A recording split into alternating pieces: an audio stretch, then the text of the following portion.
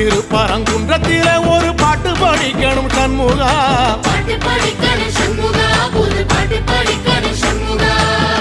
புள்ளிமயில் ஏறி வந்து நீ கேட்டு ரசிக்கணும் சண்முகா,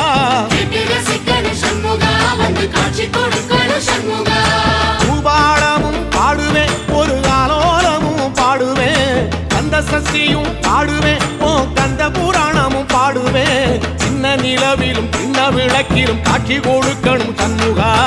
உன்ன நினைக்கிற சண்முகா என் நெஞ்சுக்குள்ளதா சண்முகா.